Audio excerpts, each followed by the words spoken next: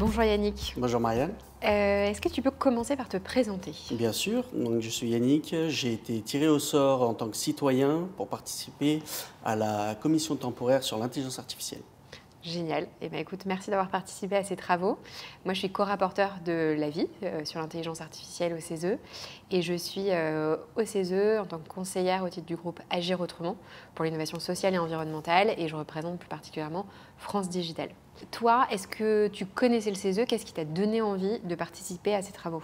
Alors non, je ne connaissais pas du tout le CESE, je n'en avais jamais entendu parler. Mais ce qui m'a donné envie de venir participer à cette commission, c'est d'abord l'IA. Okay. C'était un nouveau domaine pour le grand public, on va dire que j'étais. Et du coup, cet aspect technologique, nouveauté, m'a donné envie de venir apprendre plein de choses et donner mon avis ensuite, une fois que j'aurai appris plein de choses. Génial. Et toi, du coup?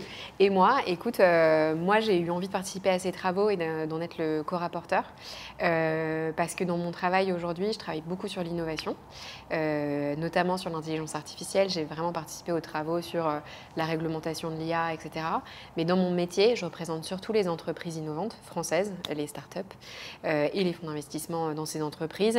Et je suis beaucoup confrontée à l'aspect développement économique, mais assez peu à ce que ça va engendrer sur la société française, sur le progrès, les enjeux de dialogue social, etc. Et c'est d'ailleurs pour ça que le co-rapporteur de cet avis à mes côtés, c'est Éric Meyer, et lui, il est le représentant du syndicat Solidaire Sudrail, et donc du coup, on a une vraie complémentarité entre nous deux. D'accord. Et l'IA, ça t'évoquait quoi avant ça, du coup? Eh ben, l'IA, pour moi, c'était une révolution technologique, un peu au même titre que de nombreuses révolutions industrielles qu'on a pu avoir. Et donc, ouais, moi, ce qui m'intéressait vraiment, c'était de voir quel est l'impact sur la société française et comment faire en sorte de trouver les conditions d'acceptabilité pour la société française. Qu'est-ce que tu connaissais de l'IA avant la commission, sachant qu'on a fait en gros 8 journées d'audition. On a rencontré plus d'une trentaine d'experts sur un peu tous les sujets. Toi, c'était quoi la vision que tu avais de l'IA avant de participer aux travaux et c'est quoi celle que tu en as aujourd'hui? Alors, avant le CESE, je pensais en connaître pas mal sur l'IA. Okay. Finalement, j'en connaissais une très fine partie. Okay. J'utilisais ChatGPT un petit peu, puis après, dans tout ce qui était vie quotidienne, je savais qu'il y en avait Okay. dans les GPS ou quoi. Mais finalement, je connaissais très peu, parce qu'une fois qu'on a fait les auditions, déjà, on a eu l'audition de Frédéric Bardot, qui a été la première et qui était vraiment très pertinente sur l'explication de l'IA en général, enfin l'IA générative plutôt en général. Et du coup, ça a vraiment ouvert tout plein de perspectives dans le fonctionnement de l'IA. Et aujourd'hui, je me rends compte qu'il y a des enjeux environnementaux, des enjeux sociaux, donc enfin plein de strates finalement qui étaient insoupçonnées et qui finalement sont très, très importantes et qu'il ne faut pas négliger. Moi aussi, de mon côté, j'ai vachement évolué, alors même que c'était quand même mon métier de travailler sur ce sujet. J'ai trouvé qu'il y avait des auditions qui avaient été super éclairantes sur des aspects fondamentaux de l'IA, notamment sur l'impact environnemental. On a eu des auditions, notamment le Shift Project est arrivé avec des exemples hyper précis sur quel allait être l'impact de l'IA, les effets rebonds, le fait que plus d'infrastructures pour avoir de l'IA appelait plus d'usages et qu'il y avait une sorte comme ça de cycle infernal qui pouvait se mettre en place. Donc je trouve qu'au travers des auditions qu'on a pu avoir, on a une vision assez exhaustive du sujet, quoi. Justement, j'ai parlé de Frédéric Bardot qui m'a vachement intéressé, mais toi, du coup, lequel t'aurait le plus marqué? Lequel m'a le plus marqué? En fait, moi, j'ai été... pour moi, ce n'est pas une audition en particulier, mais en fait, c'est un peu l'enchaînement de toutes les auditions. Et surtout de voir la commission totale. Donc, on avait en gros une trentaine de conseillers du CESE et 12 citoyens tirés au sort, comme toi. Et en fait, on a vu qu'au fil des auditions, la commission a un peu changé d'état d'esprit. C'est-à-dire que quand on avait une audition sur la géopolitique et l'IA, il apparaissait évident que la France et l'Europe doivent se mettre en ordre de marche pour aller vers avoir une IA, nous, à l'européenne, et donc appeler vraiment à avoir une course à l'innovation.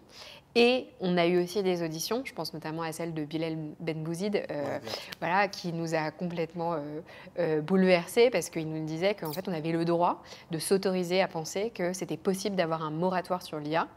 D'ailleurs, toi, ce sujet sur le moratoire, toi, tu as une vision ou pas? Enfin, tu as une opinion là-dessus? Alors j'ai adoré, justement, je voulais en parler aussi de Bilal Benbouzid, j'ai adoré son intervention. Un moratoire, peut-être, pourquoi pas, mais pour moi, c'est infaisable. Ok.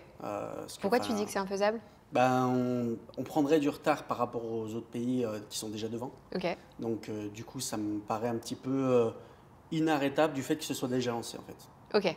Donc, on louperait le train qui est en marche, un petit peu comme l'histoire du Minitel avec Internet. Ouais, d'accord. Qu'on n'a pas forcément su prendre le pas et ça ferait pareil. Donc, pour moi, ça reste utopique, un moratoire aujourd'hui, en tout cas.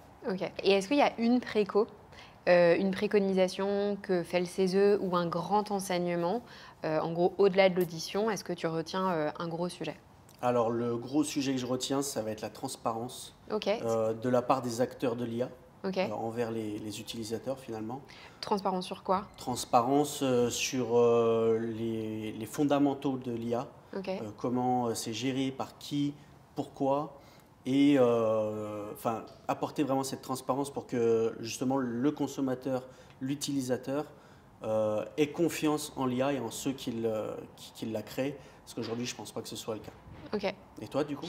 Et moi, pour moi, c'est le fait que le déploiement de l'IA peut fonctionner dans la société française que si on le fait à l'aune de 4 grandes dimensions qui sont indissociables, à savoir le respect des limites planétaires, donc vraiment le sujet de prendre en compte l'impact environnemental de l'IA. Le deuxième, c'est le progrès social, c'est-à-dire qu'il ne faut pas que l'IA vienne arriver en contradiction avec les conditions de travail, l'amélioration des conditions de travail, etc. Le troisième, c'est le respect des droits fondamentaux et des libertés individuelles.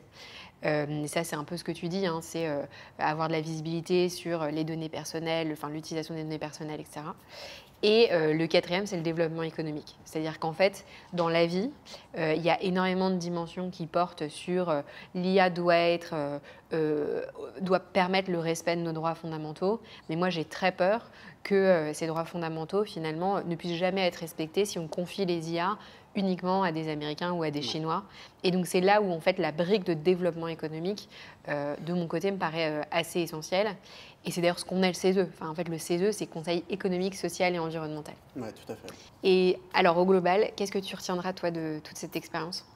Alors, toute cette expérience, il y a déjà la partie IA qui a été enrichissante d'une manière incroyable pour moi et pour, je pense, toutes les personnes du CESE, que ce soit les citoyens, les conseillers ou les rapporteurs comme toi. Ouais. Mais d'abord, c'est d'avoir appris ce que c'était le CESE. Ok. Je suis arrivé d'abord sans savoir absolument du tout ce que c'était.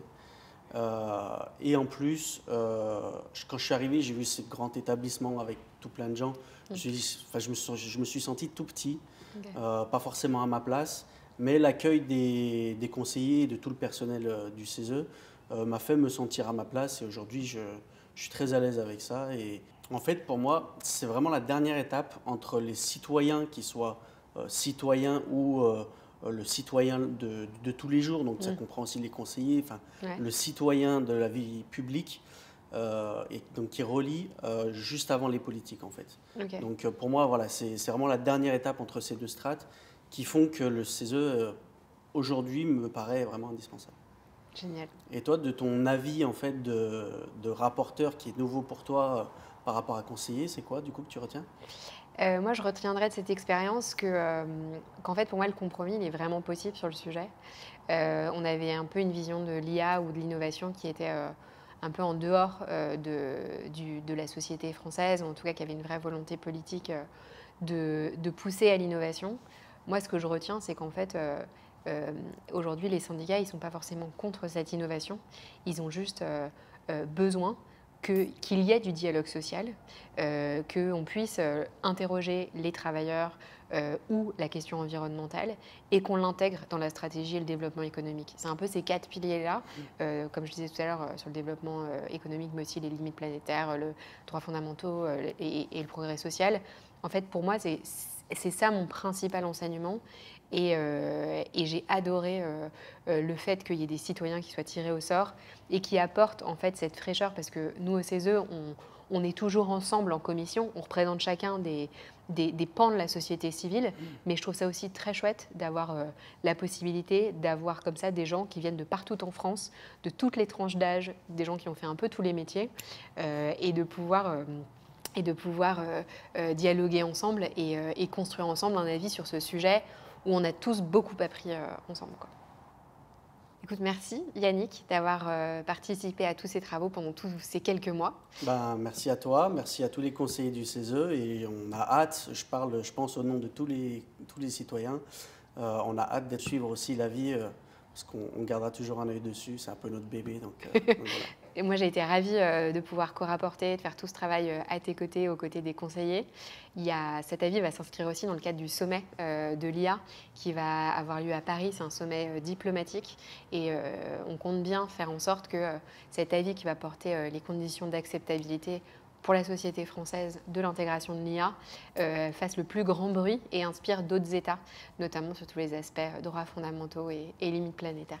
Et en tant que citoyen, on gardera bien un œil dessus. Génial. Merci beaucoup. Merci.